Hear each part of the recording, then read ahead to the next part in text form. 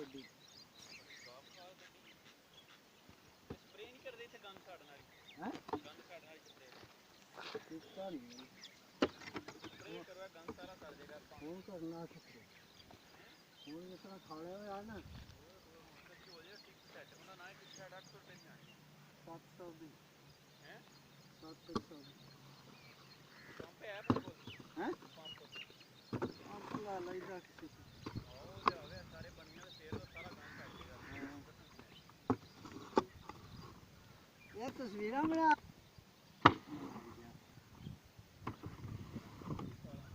ਵਰਦੀਆਂ ਬੜੀ ਤਬਦੀਲ ਕਰ ਕੇ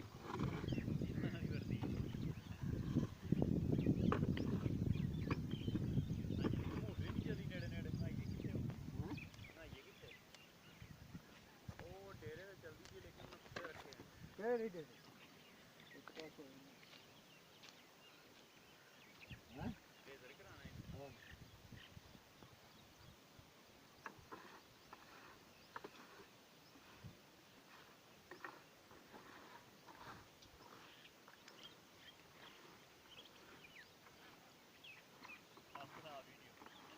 ਜਾਂਦੇ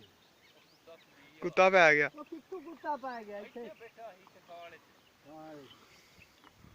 ਕੋਈ ਵੇਖ ਲਿਆ ਉਹਨੇ ਨਵੇਂ ਬੰਦੇ ਇਹਦੀ ਪੁੱਛਲ ਤੇ ਕੀ ਹੋਇਆ ਹੈ ਕੁੱਤੇ ਦੀ ਪੁੱਛਲ ਤੇ ਕੀ ਹੋਇਆ ਇਹ ਚੱਕ ਮਾਰਦੇ ਹੈ ਆਹੋ ਜਿੰਨਾਂ ਦੀ ਖੋਤੀ ਆ ਉਹ ਚੱਕ ਮਾਰਦੇ ਤੂੰ ਨਾ ਨਾ ਇਹਨਾਂ ਨੇ ਚੱਕ ਮਾਰਨਾ ਮੈਂ ਮਗਰ ਫੱਟੀ ਲੱਗੀ ਫੱਟੀ ਦੀ ਸੈਨ ਲਈ ਆ ਤੇ ਬਾਹਰ ਛੱਡੋ ਉੱਥੋਂ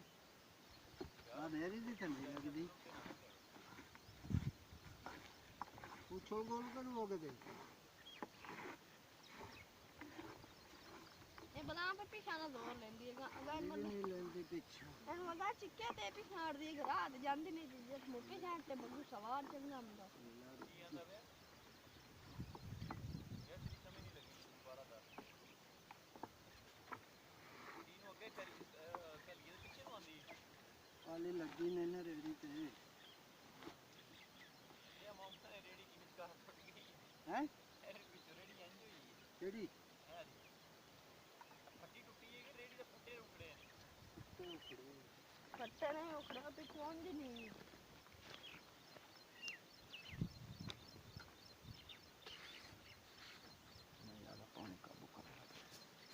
ਅਸੀਂ ਘੰਟਾ ਹੋ ਗਿਆ ਇੱਥੇ ਲੱਗੇ ਫਿਰਨੇ ਛੋਟੀ ਨਹੀਂ ਵੱਡੀ ਵੱਡੀ ਖੋਤੀ ਨਹੀਂ ਨਾ ਵਾਲੀ ਗੋਲਾ ਕਰਿਆ ਸੀ ਜਦੋਂ ਤੁਸੀਂ ਕਰੇ